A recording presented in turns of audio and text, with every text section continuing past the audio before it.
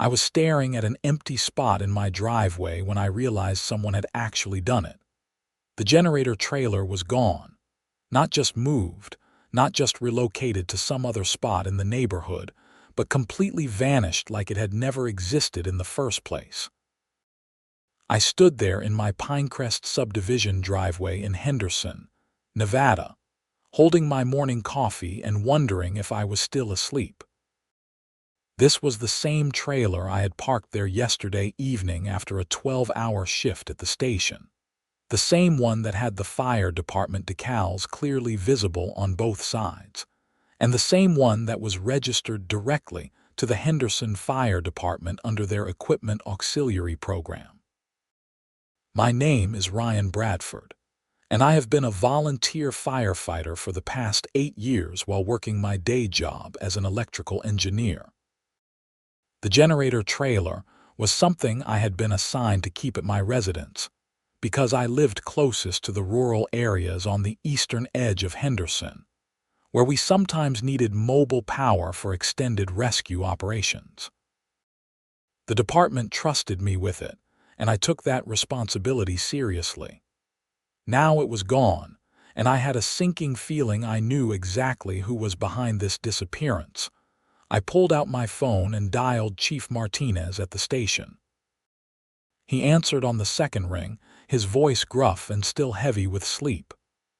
"Bradford, this better be important. It is 6 in the morning.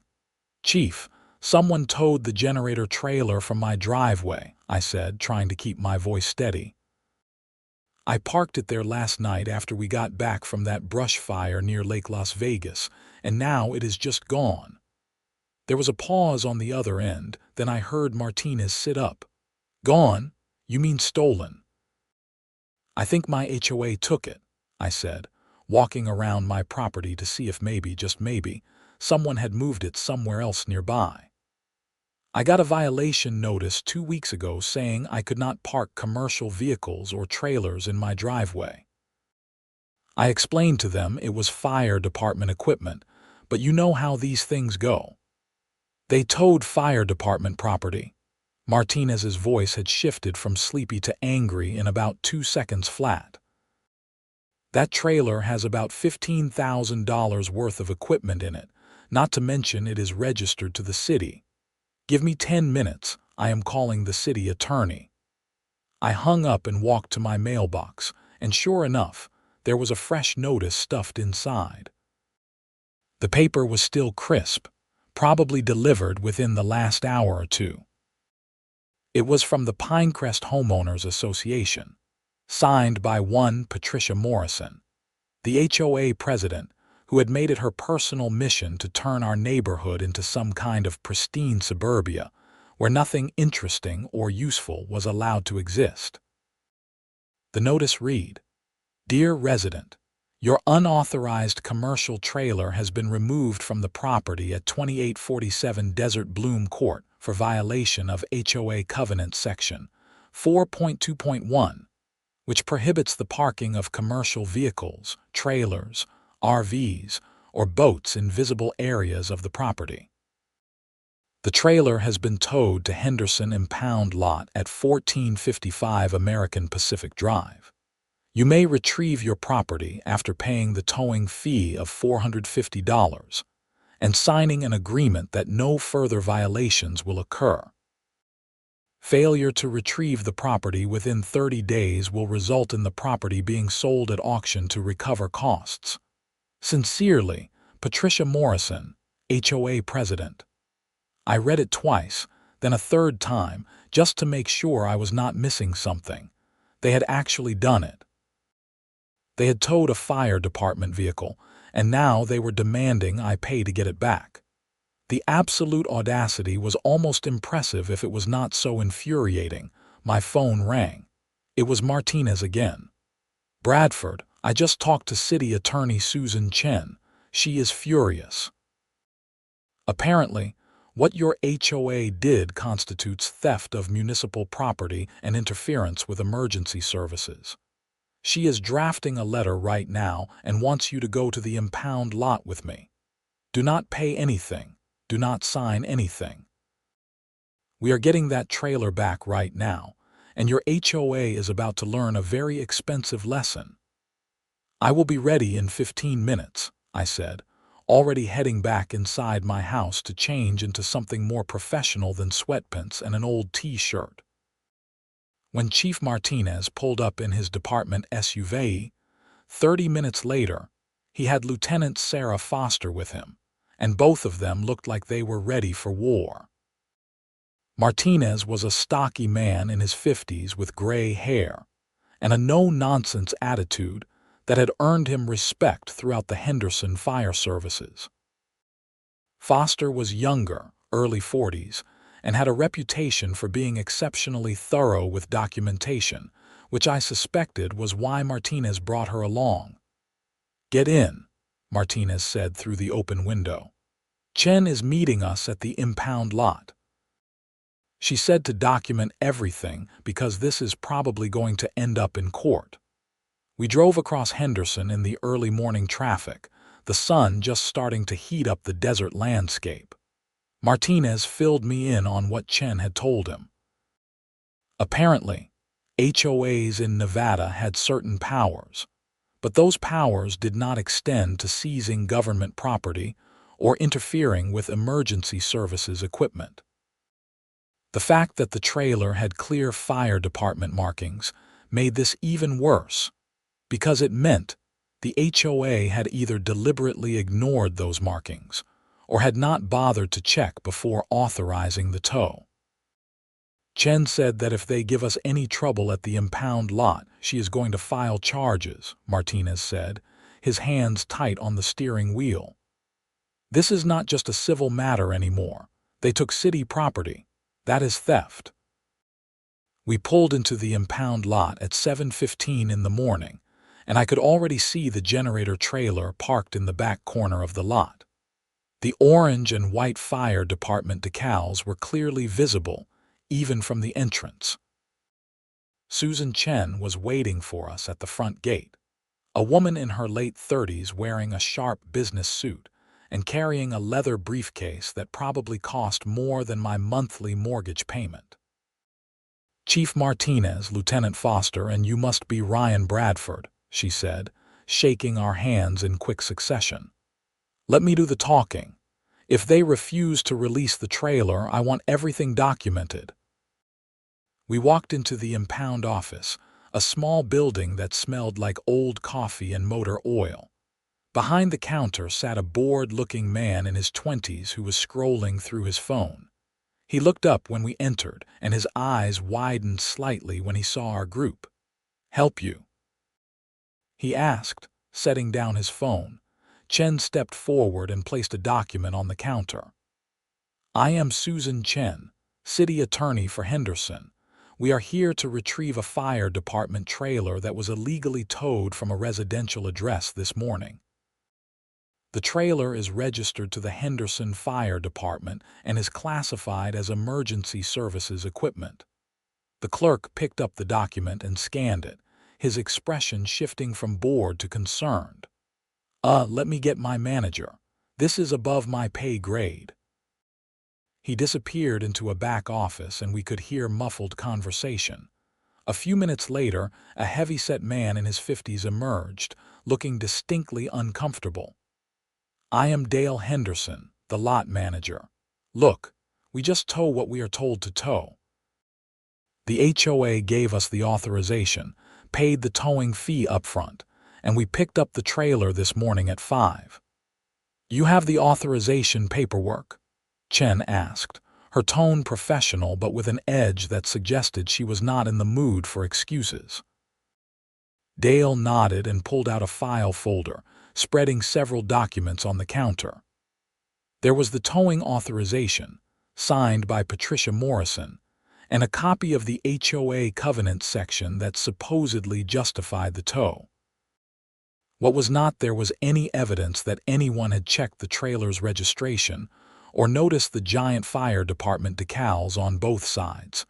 Chen photographed every document with her phone, then looked up at Dale. "We are taking the trailer now. No fees, no charges." This was an illegal tow of municipal property. And if you attempt to charge anything, the city will file a complaint with the Nevada Transportation Authority and pursue charges for receiving stolen property. Dale's face went pale. Look, lady, we did not know it was a fire truck or whatever. The HOA said it was a commercial trailer parked illegally. We are just doing our job. Your job includes verifying that you are not towing government vehicles, Foster interjected, her voice calm but firm. That trailer has Henderson Fire Department written on it in 6-inch letters. Either your driver did not look, or your company does not care. We will release the trailer, Dale said quickly, clearly deciding this was not a battle worth fighting. Just sign here saying you took possession of it. Martinez signed the release form, and 20 minutes later, we were hooking the trailer up to the department SUV. As we worked, Chen made phone calls, her voice carrying across the parking lot as she spoke with someone at the city manager's office. I caught phrases like gross negligence and municipal liability, and felt a grim satisfaction knowing that this was just the beginning of Patricia Morrison's problems. Bradford, you are going to drive the trailer back to the station, Martinez said once everything was secured. Foster and I need to meet with Chen and start the paperwork for this mess. I want you to document everything on that trailer, make sure nothing was damaged or stolen during the tow. If there is so much as a scratch that was not there before, I want photographs and a written report. Yes, sir, I said, climbing into the SUV. The drive back to the station was uneventful, but my mind was racing. I had lived in Pinecrest for 5 years, and while the HOA had always been a minor annoyance with their petty rules about lawn height and mailbox colors, this was a different level entirely. Patricia Morrison had crossed a line, and I was curious to see how she would try to justify this one.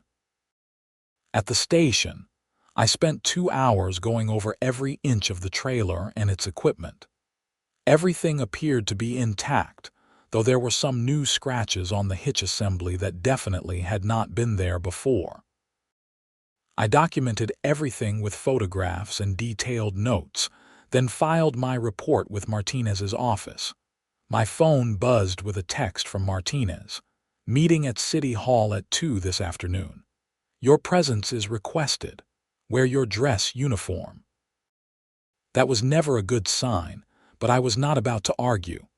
I went home, showered, and put on my volunteer firefighter dress uniform, complete with the badges and commendations I had earned over the years. If the city wanted me in uniform, they had a reason. City Hall was busy when I arrived, with people moving through the corridors on various municipal business.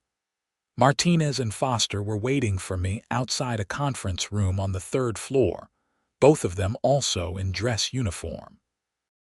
Chen was there too, along with an older man I recognized as Deputy City Manager Robert Talbot.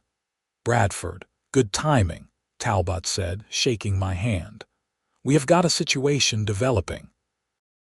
Your HOA president, Patricia Morrison, has been calling my office all morning demanding to know why we intimidated a private towing company and stole back property that was legally removed from your residence.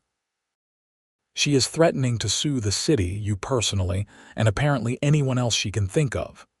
She is calling it theft, I asked, incredulous. The trailer belongs to the fire department. She claims that because you park it at your residence, it is not actually emergency equipment, but rather a personal vehicle you are using to circumvent HOA rules. Chen explained, pulling out her tablet and showing me an email chain. She sent this to the mayor's office, the city council, and apparently every local news station she could find. She is doubling down hard. I read through the emails, each one more ridiculous than the last. Patricia was claiming I was running an illegal business out of my home, that the fire department was helping me circumvent HOA regulations, and that the city had overstepped its authority by retrieving the trailer without due process. It was a masterclass in being confidently wrong. What do we do? I asked, looking at the assembled group. Talbot smiled, and it was not a friendly expression. We are inviting Mrs. Morrison to a meeting. Tomorrow morning, 9 sharp, right here in this conference room. The city manager will be present, along with representatives from the fire department and city attorney's office. We are going to give her exactly one opportunity to apologize, return the towing fee she charged the impound company, and agree to never interfere with emergency services equipment again. And if she refuses, I asked, though I suspected I already knew the answer.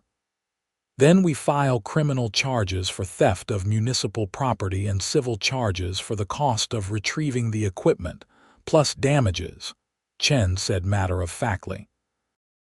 We are also going to seek an injunction preventing the HOA from taking any punitive action against you for this incident. Nevada law is very clear that HOAs cannot interfere with volunteer emergency services personnel in the course of their duties. The meeting continued for another hour as we discussed strategy and documentation. By the time I left City Hall, it was after 4 in the afternoon, and I was mentally exhausted. I drove home through the Henderson suburbs, past strip malls and housing developments that all looked vaguely similar, until I reached Pinecrest. My neighborhood was one of those master-planned communities that had sprung up in the early 2010s, with houses that ranged from modest 3-bedroom models to sprawling 5-bedroom estates. Every home had to conform to strict aesthetic guidelines. Earth tone exteriors, desert landscaping, and absolutely no visible evidence that real people with real lives actually lived there. It was the kind of place where neighbors reported each other for leaving trash cans out 30 minutes too long or painting their front door the wrong shade of beige. I pulled into my driveway, and the trailer was right where it should be, parked neatly next to my personal truck. I was barely out of the SUV when my neighbor, an older man named Carl who had lived in Pinecrest since it was built, walked over from his yard. "Ryan, I heard what happened," Carl said, shaking his head. "Patricia has lost her mind. She sent out an email to the whole neighborhood this afternoon saying you were running some kind of illegal operation and that she had been forced to take action." "She sent a neighborhood-wide email?" I asked, feeling a new surge of anger. "What did it say?" Carl pulled out his phone and showed me. The email was titled "Important Community Update" and was as inflammatory as I had feared.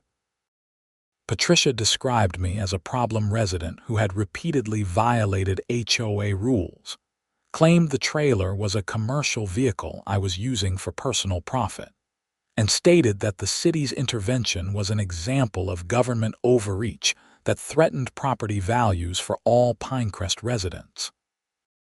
"She is painting you as the villain," Carl said sympathetically, "but most of us know better.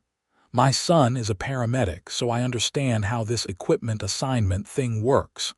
Patricia is just on one of her power trips again." "Thanks, Carl," I said, genuinely appreciating the support.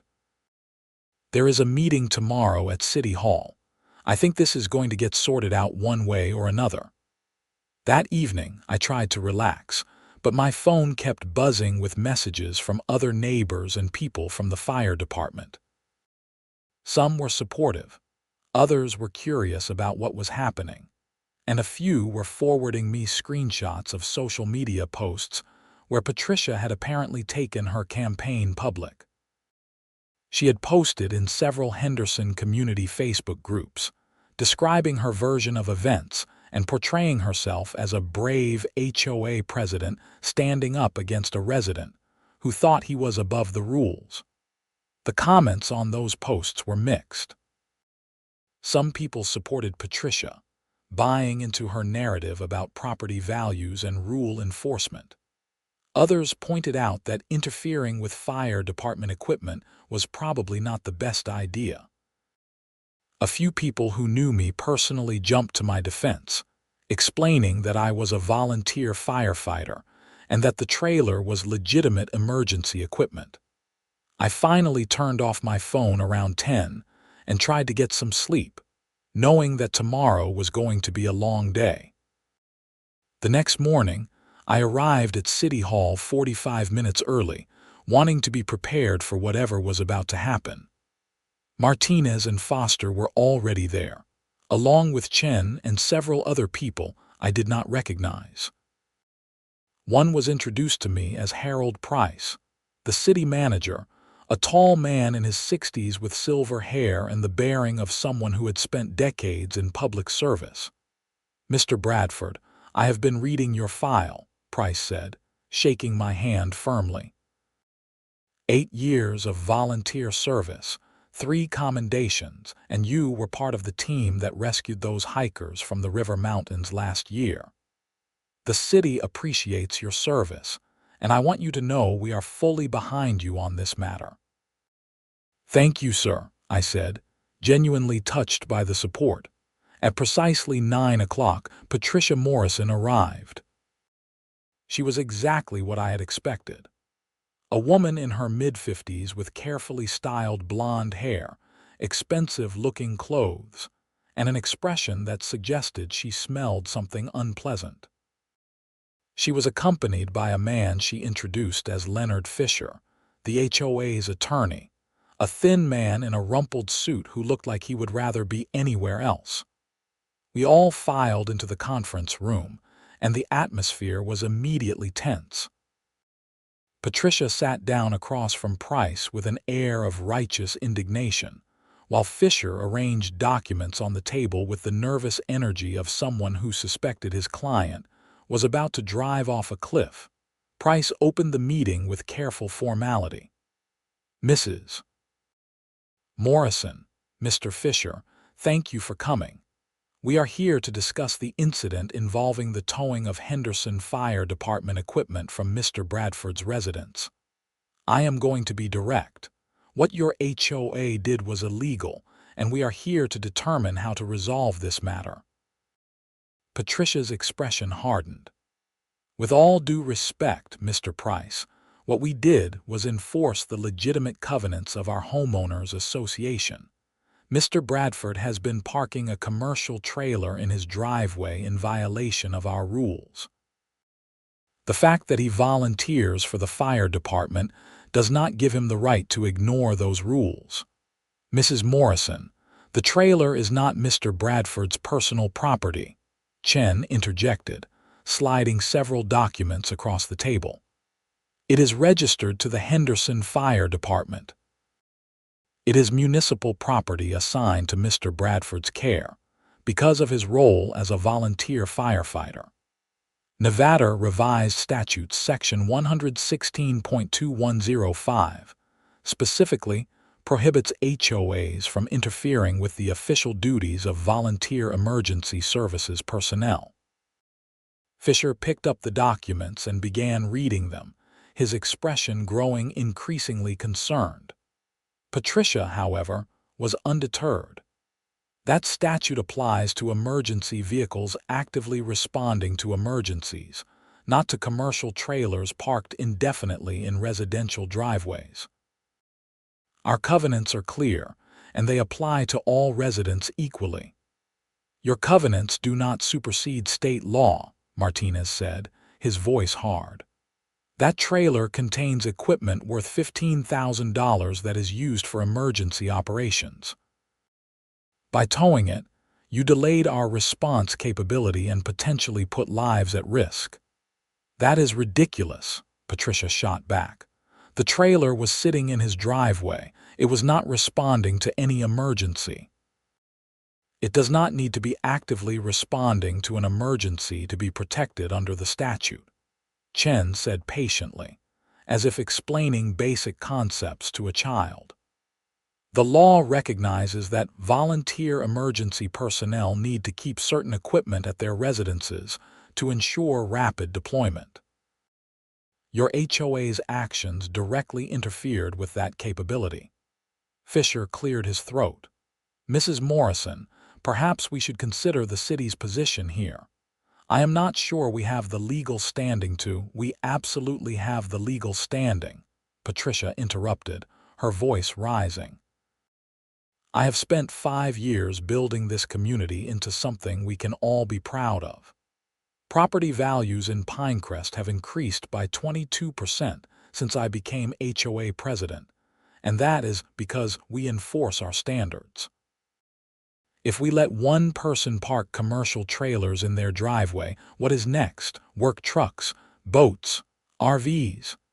This is not a slippery slope argument, I said, speaking for the first time. This is fire department equipment. It is not a boat or an RV. It is the difference between us being able to respond effectively to emergencies or not. Patricia turned her gaze on me, and I could see genuine anger in her eyes. Mr. Bradford, you bought a house in Pinecrest knowing full well what the covenants were. You signed the agreement. You do not get to pick and choose which rules apply to you just because you volunteer for the fire department.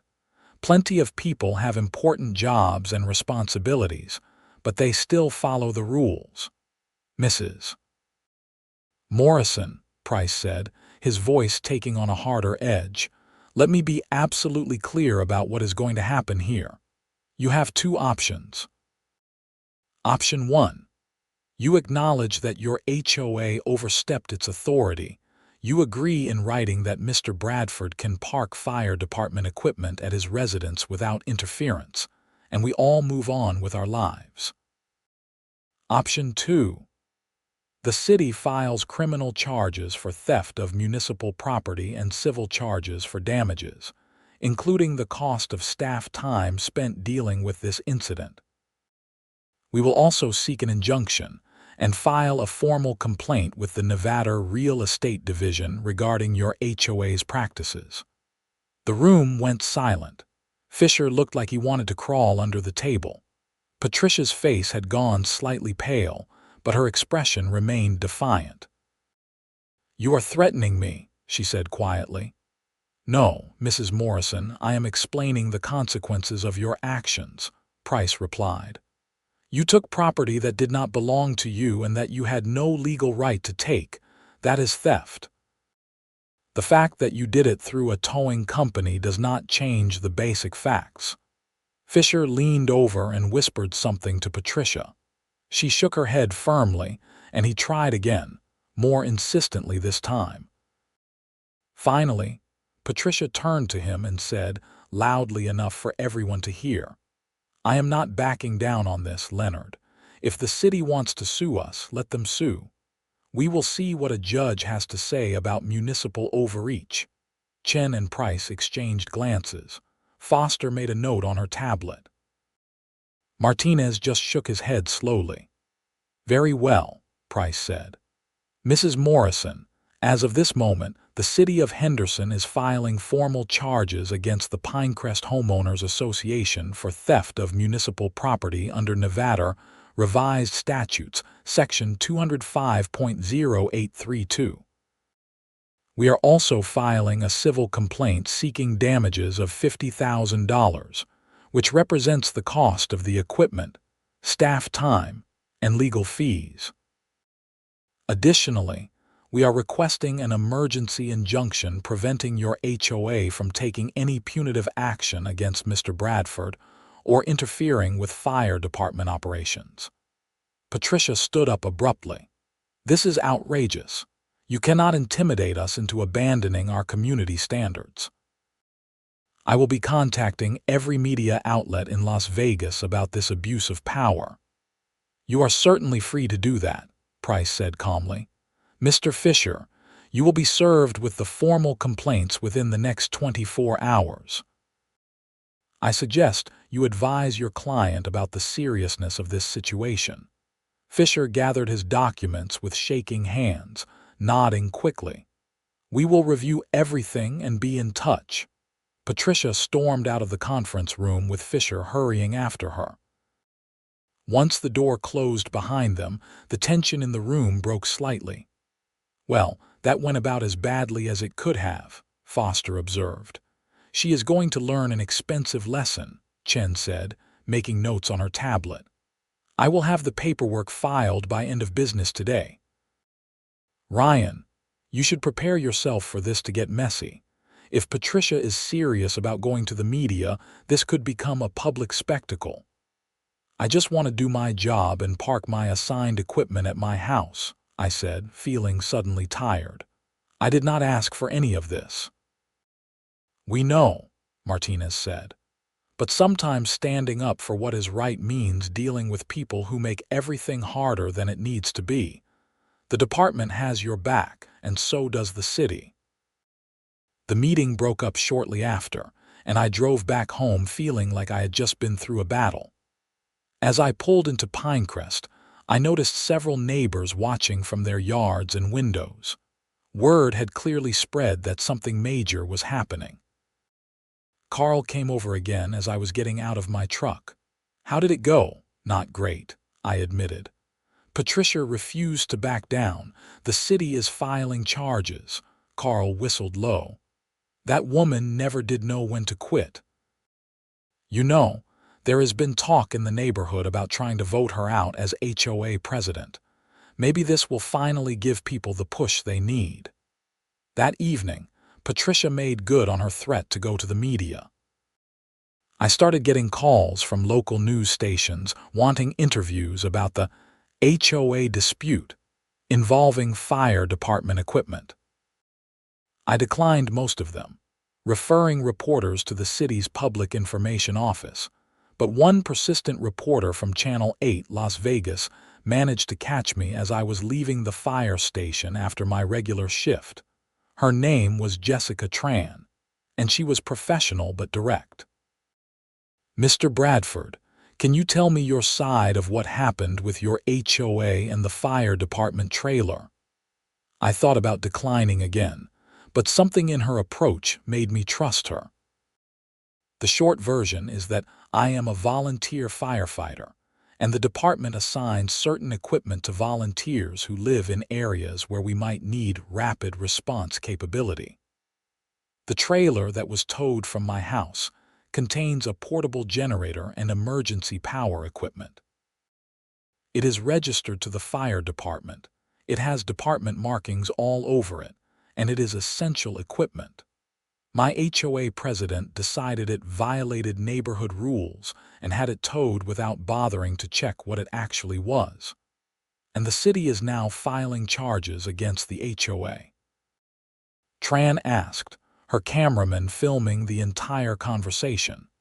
"That is correct. The city's position is that the HOA stole municipal property and interfered with emergency services.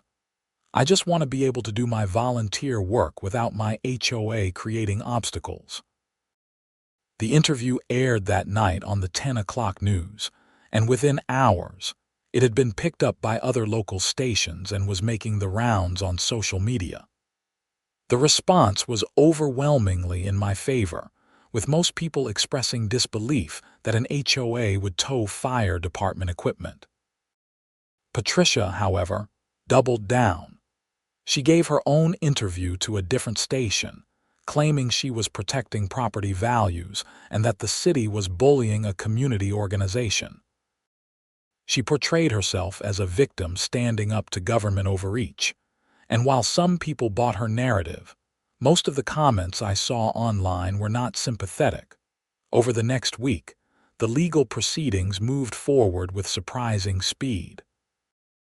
The city's injunction was granted by a Clark County District Court judge, who ruled that the Pinecrest HOA was prohibited from taking any action against me related to the trailer, and had to cease and desist from any interference with fire department operations. The criminal charges moved to the county attorney's office, while the civil case was set for a preliminary hearing. Fisher, the HOA's attorney, apparently tried to convince Patricia to settle, but she refused. I heard through Carl that there had been a contentious HOA board meeting where several board members had tried to vote Patricia out. But she had managed to hold onto her position by a narrow margin. The neighborhood was dividing into factions, those who supported Patricia's strict enforcement of rules, and those who thought she had gone too far. The civil case hearing was scheduled for 3 weeks after the initial incident. Chen prepared me thoroughly, explaining what to expect and how to answer questions if I was called to testify. She seemed confident about our case, noting that the evidence was overwhelming and that Patricia's continued refusal to acknowledge any wrongdoing was actually helping our position. The day of the hearing arrived, and I took the day off from my regular job to be present at the courthouse. The courtroom was smaller than I had expected, with wood-paneled walls and fluorescent lighting that gave everything a slightly surreal quality. Judge Monica Richardson presided, a woman in her 60s with a reputation for being fair but strict about legal procedure. The city's case was presented first. Chen walked the judge through the timeline of events, presented the registration documents showing the trailer was municipal property, and submitted photographs of the clearly visible fire department markings. Martinez testified about the importance of the equipment and how it was deployed during emergencies. I testified about my role as a volunteer firefighter and how the trailer came to be at my residence. Then it was the HOA's turn. Fisher presented their case, arguing that the HOA had acted in good faith to enforce legitimate covenants, that they had no way of knowing the trailer was actually government property despite the markings, and that the city's response was disproportionate. Patricia testified, and I watched as she explained her position to the judge with the same righteous certainty she had displayed in every interaction. "Your Honor, I have a responsibility to all the residents of Pinecrest," Patricia said earnestly. "Our covenants exist to protect property values and maintain the character of our community. If I make exceptions for one person, no matter how sympathetic their situation, it undermines the entire system. Mr. Bradford knew the rules when he moved in. Mrs. Morrison," Judge Richardson said, looking up from her notes, "did you or anyone from the HOA verify what the trailer was before authorizing the tow?" Patricia hesitated. "We observed it was a trailer parked in violation of our covenants. The markings did not change that fact." "So you saw Henderson Fire Department written on the trailer and authorized the tow anyway. The presence of those markings does not give someone carte blanche to violate HOA rules, Your Honor. Anyone could put stickers on a trailer." The judge made a note and continued reviewing the evidence. After both sides had presented their cases, she announced she would issue a ruling within 10 days. Those 10 days felt like forever. I tried to focus on work and my regular fire department duties, but the case was always in the back of my mind. The neighborhood remained tense, with some residents going out of their way to be supportive while others pointedly avoided eye contact when I was outside. The ruling came down on a Tuesday afternoon. Chen called me at work and I could hear the satisfaction in her voice. "We won.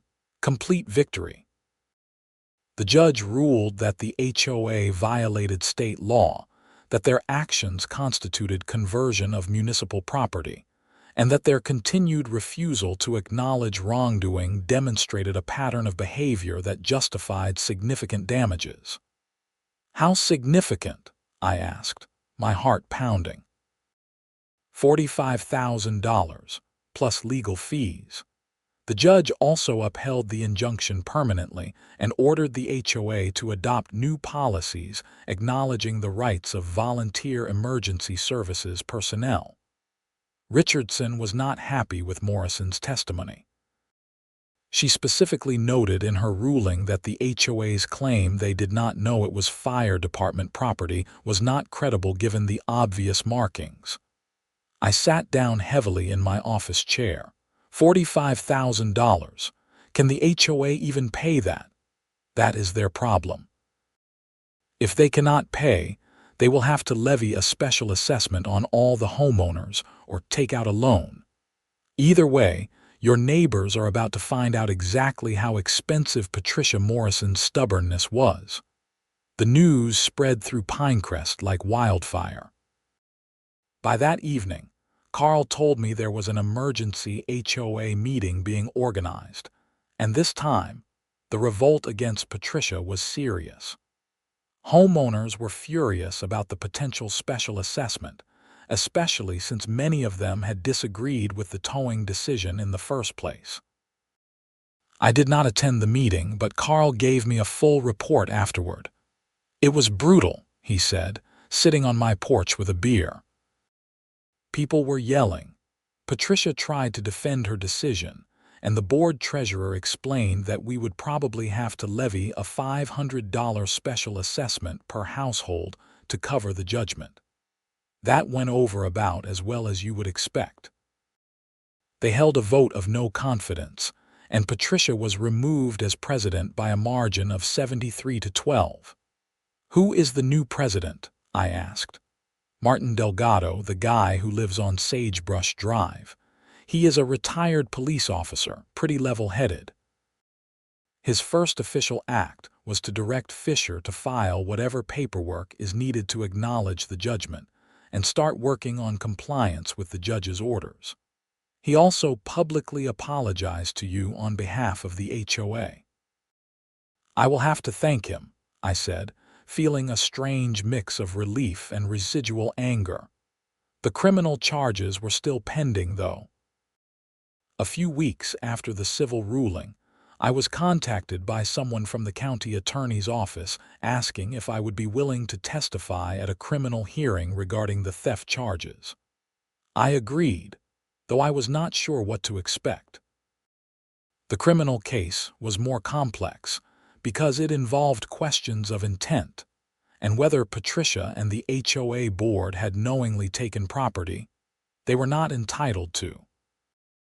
The county attorney, a sharp woman named Deanna Wu, explained that the civil ruling helped establish the facts but did not automatically prove criminal intent. The hearing was scheduled for early December, almost 2 months after the initial incident. I showed up at the courthouse again, this time with Martinez and Foster for moral support. The proceedings were more formal than the civil case, with stricter rules about evidence and testimony. Wu presented the state's case methodically, walking through the evidence that Patricia and the HOA board had seen the fire department markings, had been informed by me in writing that the trailer was emergency equipment, and had proceeded with the tow anyway.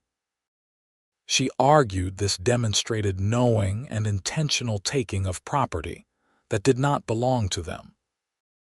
The defense, now handled by a different attorney named Stephen Vega, since Fisher had apparently declined to represent Patricia in criminal proceedings, argued that this was a civil dispute that had been blown out of proportion. Vega claimed Patricia had genuinely believed the HOA had the authority to enforce its covenants, and that any mistake was one of legal interpretation, not criminal intent. I testified again, this time focusing on the communications I had had with Patricia before the tow. I produced copies of emails where I had explicitly explained the trailer was fire department property and asked for an exemption from the parking rules. Patricia had responded by saying exemptions were not granted and that I needed to find alternative storage for the trailer. So Mrs. Morrison was aware the trailer belonged to the fire department before she authorized the tow? Wu asked. Yes. I told her explicitly in an email 3 weeks before the incident. Patricia testified in her own defense, and her story had shifted slightly. She now claimed she had believed I was lying or exaggerating about the trailer's status to get around the rules. Residents will say anything to avoid consequences, she told the court. I had no way to verify his claims independently, and I had a duty to enforce our covenants. Did you attempt to contact the Henderson Fire Department to verify Mr. Bradford's claims? Wu asked during cross-examination. I did not think that was necessary. Our attorney had advised us we had the authority to enforce our parking restrictions. But you knew Mr. Bradford claimed the trailer was fire department property. He claimed many things. That did not make them true. The judge in this case, Judge Harold Preston, listened to all the testimony and evidence, then took the matter under advisement. Criminal cases moved slower than civil ones, and he said he would issue a ruling within 30 days. Life slowly returned to some semblance of normal. The new HOA board under Martin Delgado's leadership was far more reasonable, and they formally adopted a policy recognizing the rights of volunteer emergency services personnel to keep assigned equipment at their residences. The special assessment was approved by the membership, though not without significant grumbling about Patricia's decisions. Patricia herself became something of a pariah in the neighborhood. She still lived in Pinecrest but kept a much lower profile, and I heard she was considering moving. I almost felt sorry for her, but then I would remember the contemptuous way she had dismissed my concerns and the unnecessary stress she had caused, and the sympathy would evaporate. The criminal ruling came down in mid-January. Judge Preston found Patricia guilty of misdemeanor theft and conversion of property. His written decision noted that while the case was unusual, Patricia's continued insistence that she had authority to take the trailer, despite clear evidence to the contrary, demonstrated criminal negligence at minimum. He sentenced her to 6 months probation, 100 hours of community service, and ordered her to pay restitution to the city for the costs of recovering the trailer. It was a relatively light sentence, but it was on her record now. Chen told me the city was satisfied with the outcome, and Martinez said the fire department considered the matter closed. Through all of this, I kept doing my job. I responded to calls, maintained the equipment, and continued my volunteer work with the fire department. The generator trailer stayed parked in my driveway, and nobody from the HOA said a word about it. One evening in late January, almost 4 months after the whole ordeal began, I was washing my truck in the driveway when Martin Delgado walked over. I had met him briefly at an HOA meeting where he had formally apologized, but we had not had a real conversation. "Ryan, got a minute?" he asked. "Sure, what is up?" Martin gestured toward the trailer. "I wanted to tell you that I am sorry for everything that happened. A lot of us on the board tried to talk Patricia out of it, but she would not listen. The whole thing was embarrassing for the community." "I appreciate that," I said. "I know not everyone was on board with her decision. We are implementing some changes," Martin continued. "New procedures for handling covenant disputes, better training for board members, and a formal appeals process for situations like yours. We never want something like this to happen again." "That sounds like good progress." "Also, I wanted you to know that several of us have been talking about how little we understood about what volunteer firefighters do. We are organizing a community appreciation event in March. Nothing big, just a chance for neighbors to meet some of the first responders who serve our area and learn about what you do. Would you be willing to participate?" "Yeah, I would be happy to," I said, genuinely touched by the gesture. "Great. And Ryan, seriously, thank you for your service. What you do matters, and the community should be supporting you, not making your life harder." As Martin walked back to his house, I thought about everything that had happened. It had been a frustrating, stressful, and occasionally infuriating few months, but in the end, things had worked out. The law had been upheld, the HOA had learned some important lessons, and I could continue doing the volunteer work that mattered to me.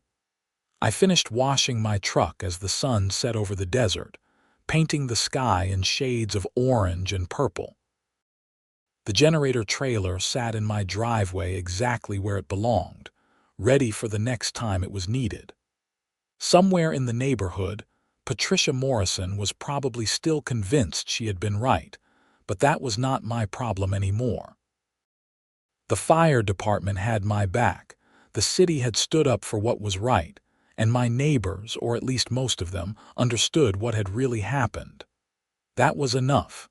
2 weeks later, I was at the station when Martinez called me into his office. "Bradford, got something for you," he said, sliding a letter across his desk. I picked it up and saw it was from the Henderson City Council.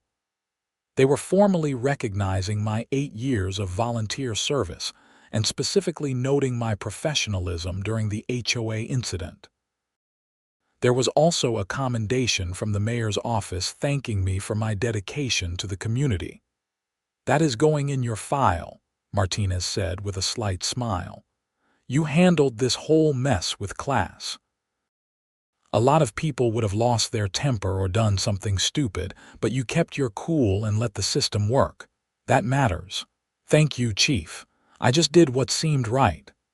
That is what makes you a good firefighter."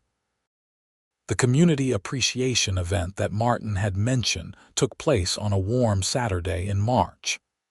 The HOA organized it in the Pinecrest Community Park, and about 200 residents showed up. There were several firefighters there, both volunteer and career, along with some paramedics and police officers from Henderson. We set up displays showing some of the equipment we used, talked to kids about fire safety, and answered questions from curious neighbors. The generator trailer was there, of course, and I gave several demonstrations showing how quickly we could deploy it and what situations might require mobile power generation. At one point, an older woman approached me somewhat hesitantly. "Mr. Bradford, I am Ellen Morrison, Patricia's mother. I wanted to apologize for what my daughter did. She has always been very stubborn and sometimes she does not know when to stop." I was taken aback but recovered quickly. "Thank you, Mrs. Morrison. I appreciate you saying that. She is a good person, really, but she gets these ideas in her head about how things should be and she cannot let go. I hope things work out for you." "They already have," I said honestly. "Everything is fine now." Ellen smiled sadly and moved on. I watched her go, thinking about how complicated people could be. Patricia had caused enormous problems through her stubbornness and unwillingness to admit she was wrong. But she was still someone's daughter, someone who probably thought she was doing the right thing even when she was spectacularly wrong. As the event wound down and neighbors started heading home, Carl came over with his grandkids in tow. "Pretty good turnout," he observed. "Yeah, I am impressed Martin pulled this together. Community needed it. After all that drama with Patricia, people needed a reminder of what actually matters. These first responder folks who keep us safe, that is what matters. Not whether someone's grass is a quarter inch too long or if there is a trailer in a driveway." The kids, 2 boys about 7 and 9, were examining the trailer with intense interest. "Grandpa says you are a firefighter," the older one said to me. "That is right. I volunteer with the Henderson Fire Department." "That is so cool. Do you fight fires with this trailer?" "Sometimes. Mostly this trailer provides power when we are somewhere that does not have electricity. Like if we are doing a rescue in the desert, or if there is a power outage and we need to run lights or equipment." "Can I be a firefighter when I grow up?" "Absolutely. Work hard in school, stay in good shape, and when you are old enough, you can apply to be a volunteer or join the academy." The boy's eyes lit up, and I spent the next 10 minutes answering his enthusiastic questions about what it was like to be a firefighter. His younger brother mostly listened, occasionally interjecting his own observations about fire trucks and sirens. As the sun began to set and the park emptied out, I helped pack up the equipment and load everything back onto the vehicles.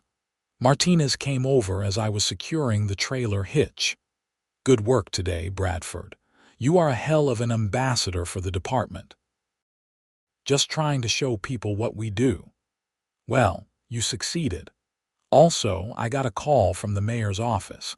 They want to feature the volunteer program in some upcoming promotional materials for the city. They specifically asked if you would be willing to participate. It would be some photos, maybe a short video interview, that kind of thing." "Sure, I can do that." "Good. I told them you would be. We need more volunteers, and having someone like you as the face of the program will help with recruitment." Life continued to settle into a comfortable routine over the following months. The HOA special assessment was paid, the city received its judgment, and Patricia Morrison eventually did move out of Pinecrest, though I heard it was more about wanting a fresh start than being driven out. Martin Delgado proved to be an excellent HOA president, managing to enforce reasonable standards while not being tyrannical about petty issues. I continued my work with the fire department, responding to calls and serving my shifts. The generator trailer remained in my driveway, and it was used multiple times for various emergencies and operations throughout the year. Each time we deployed it, I thought about how close I had come to losing access to this equipment because of one person's unwillingness to be reasonable. The legal precedent set by the case actually had broader implications. Chen told me that several other HOAs in Nevada had revised their policies regarding emergency services personnel after learning about our case. The Nevada state legislature even considered a bill that would clarify and strengthen protections for volunteer firefighters, paramedics, and other emergency responders who needed to keep equipment at their homes. In June, I was promoted to lieutenant within the volunteer program, a recognition of my years of service and the leadership I had demonstrated during the HOA incident. It came with additional responsibilities, including helping train new volunteers and coordinating equipment assignments for other volunteers in the Henderson area. One evening in July, I was sitting on my porch after a shift, enjoying the relative coolness of the desert night when a car I did not recognize pulled up in front of my house. A man in his 30s got out and walked up my driveway. "Ryan Bradford," he asked. "That is me. Can I help you?" "My name is David Chen. I just moved into Pinecrest last week, over on Joshua Tree Lane. I am also a volunteer with the Henderson Fire Department, or I am about to be. I am going through the training program right now." "Welcome to the neighborhood," I said, standing to shake his hand. "And welcome to the department." "Thanks. I heard about what happened with your HOA and the trailer. That is actually one of the reasons I wanted to meet you. I am probably going to be assigned a medical response vehicle in a few months, and I wanted to make sure I would not run into the same problems. You should be fine now. The HOA has new policies, and after everything that happened, I do not think they will make that mistake again. But if you do run into any issues, let me know, and we will get it sorted out." David looked relieved. "That is good to hear. I almost bought a house in a different neighborhood because I was worried about HOA problems, but this place was perfect for my family." We talked for a while longer about the department, the neighborhood, and what to expect from the volunteer program. As David left, I realized how much had changed in less than a year. What had started as a frustrating incident with an overreaching HOA had turned into something that would benefit volunteer firefighters throughout the region. The following week, I was interviewed for a local news story about volunteer emergency services in the Las Vegas Valley. Jessica Tran, The reporter who had first covered the HOA incident was doing a follow-up piece about how the situation had been resolved and what it meant for other volunteers. So, Ryan, looking back on everything that happened, what would you want other people to know?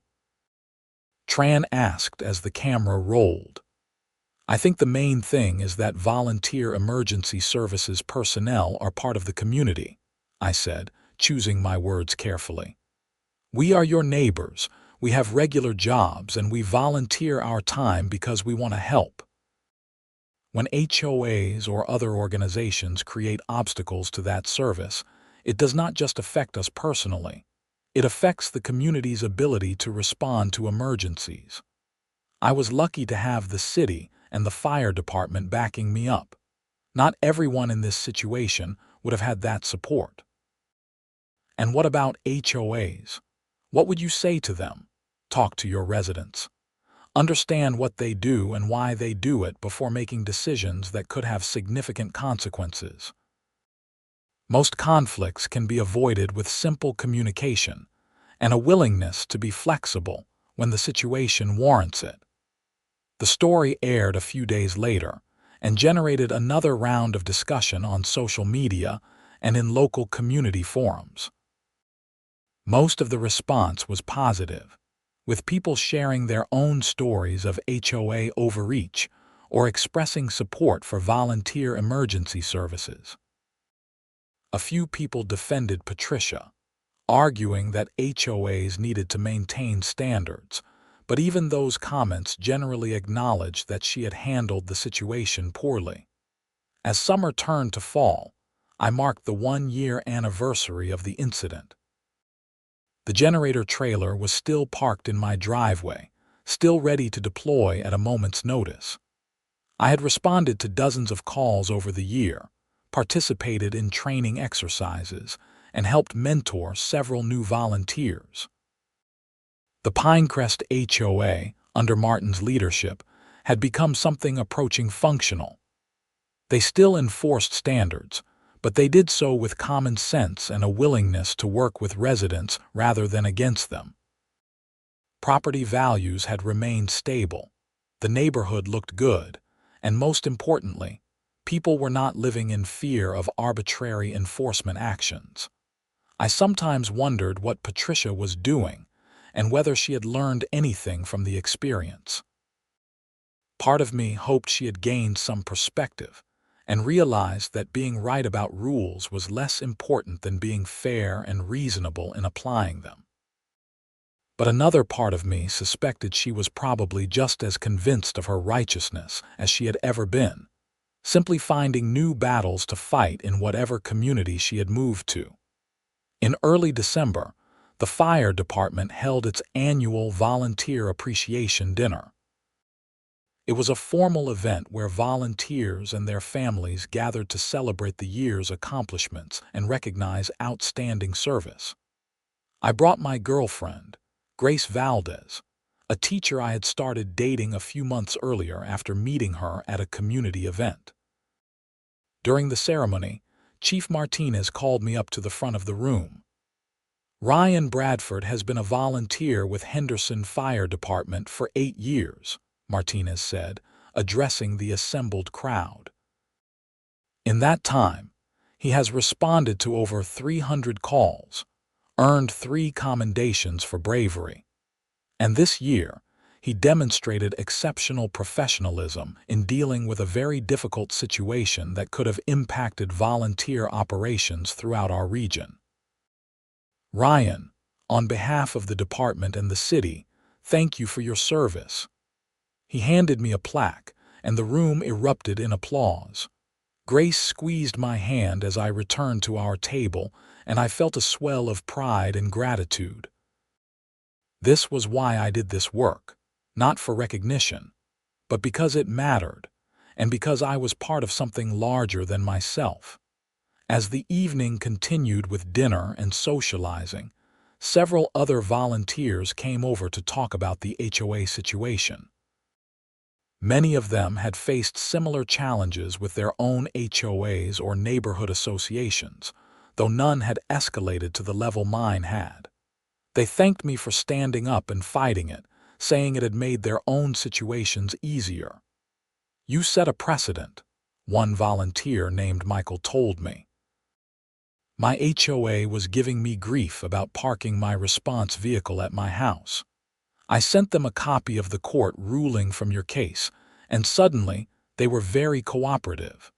Stories like that made everything worthwhile. The stress, the legal battles, the neighborhood drama, all of it had led to positive changes that would benefit volunteer emergency services personnel for years to come. As Grace and I drove home that night, she asked me if I would do it all again, knowing how much trouble it would cause. "Absolutely," I said without hesitation. "Some things are worth fighting for. Being able to serve my community as a volunteer firefighter is one of those things. If Patricia Morrison and the HOA wanted to make it a fight, I was not going to back down." "That is one of the things I love about you," Grace said softly. "You know what is right, and you stand up for it." We drove through the Henderson suburbs in comfortable silence, passing strip malls and housing developments that glowed with Christmas lights. Pinecrest was decorated too, with tasteful displays that probably met HOA approval. But now those rules were balanced with common sense and an understanding that the people who lived there were not just residents, but human beings with complex lives and responsibilities. My house came into view, and there in the driveway was the generator trailer, exactly where it belonged. The overhead light illuminated the Henderson Fire Department decals, making them clearly visible from the street. It was a symbol of everything that had happened and everything that had been achieved. I pulled into the driveway next to the trailer, and Grace and I went inside. The plaque from the ceremony went on the wall in my office, next to my commendations and certificates. They were reminders of why I did this work and what I had accomplished over the years. The next morning, I woke to my pager going off. There was a brush fire in the foothills east of Henderson, and all available units were being called in. I dressed quickly, grabbed my gear, and within minutes was hooking up the generator trailer to my truck. As I drove toward the staging area, I thought about how close I had come to not having this equipment available. If Patricia Morrison had succeeded in preventing me from parking the trailer at my house, my response time would have been significantly delayed. Other volunteers might have faced similar obstacles. The fire department's effectiveness would have been compromised, all because someone thought property values were more important than emergency services. But that had not happened. The system had worked, justice had been served, and the community was better protected because of it. The generator trailer bounced slightly as I turned onto the main road, its equipment secure and ready for whatever the day would bring. Behind me, the sun was rising over the desert, painting the mountains in shades of gold and crimson. It was going to be a long day, but I was ready for it. This was what I had signed up for, what I trained for, and what I would continue to do for as long as I was able. The generator trailer and I were both exactly where we needed to be, serving our community and making a difference. And no HOA, no matter how stubborn or unreasonable, was ever going to change that.